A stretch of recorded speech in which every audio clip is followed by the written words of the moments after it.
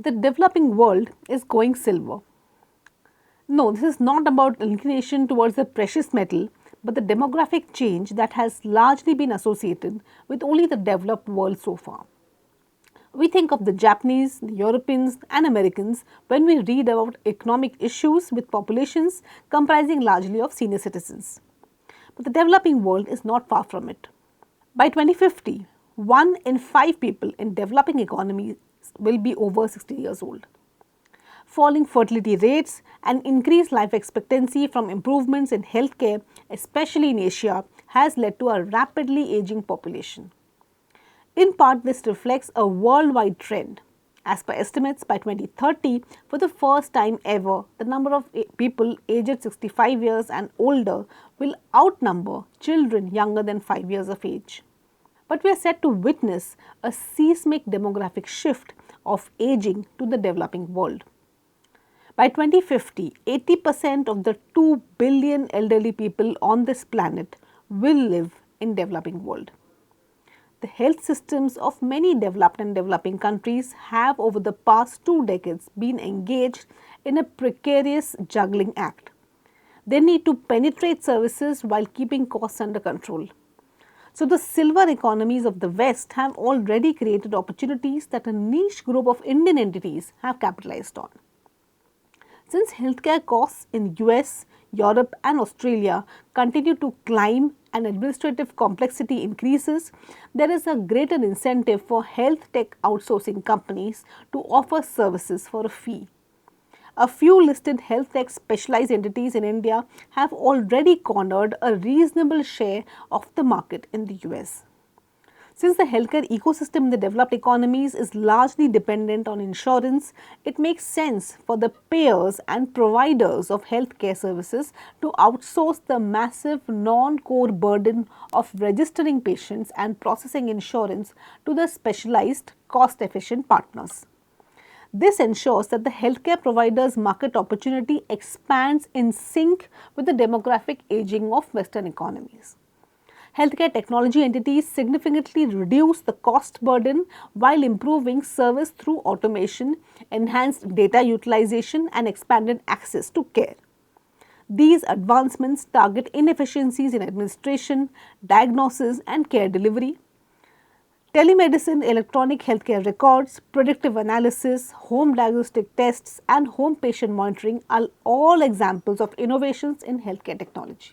A company called Sagility India, for instance, carved out a unique position for Indian healthcare technology landscape by focusing on complex, highly specialized healthcare business process management, primarily serving the demanding US payer and provider market. The company's primary moat lies in its domain expertise, which translates into high switching costs for its large entrenched US clients. Also, healthcare tech is not a commoditized service. It requires thousands of man-hours of certified professionals who possess specific non-transferable knowledge of US medical appointments, billing and insurance management. By embedding itself into the critical financial arteries of major US health insurers, which are the payers, and hospital systems, which are the providers, Sagility becomes an indispensable operational partner. Its competitor in this space, Inventress Knowledge Solution, offers a care-enabled platform assisting physician enterprises in the US, Canada and Australia. It partners with an outpatient and inpatient healthcare organization, enabling them to deliver care through a fee-for-value model. The risk and expense involved for a large client to migrate their entire ecosystem and retrain a new vendor staff on millions of historical claims and complex state-specific regulations effectively locks the client into the Sagility ecosystem.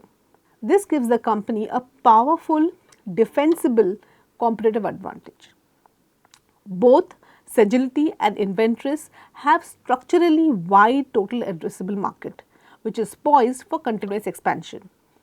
The expected surge in volume of administrative transactions such as claim processing, payment disputes, compliance checks, etc. offers opportunities. While both the entities leverage AI, their competitors in the large technology firms and well-funded startups are also rapidly developing AI and automation tools for health tech space. The business models of health tech entities have so far not borne the brunt of tariffs, etc. However, the pricing model remains skewed in favor of the client. The underlying nature of outsourced services is often susceptible to price wars, especially from smaller aggressive competitors or as clients push to reduce costs. The shift towards subscription based or outcome based pricing models introduces new performance risk. So, how should investors in India evaluate such health tech stocks? While health tech stocks like Sagility and Inventress benefit from a strong tailwind in the US healthcare outsourcing trend and its integrated platform approach, their earnings visibility is highly dependent on managing regulatory exposure, winning the AI innovation race against tech competitors, and controlling operational costs by managing its large employee base effectively. If they are able to innovate and sustain their moat in the developed economies, penetrating deeper in a tech enabled developing healthcare market like India can be the long term upside. Sagility and Inventress are currently valued at around 30 and 40 times earnings multiple. So, investors need to evaluate the long term growth and margin sustainability of the businesses before offering a relatively higher PE multiple to the stocks. Hope you like this video. Thanks for watching.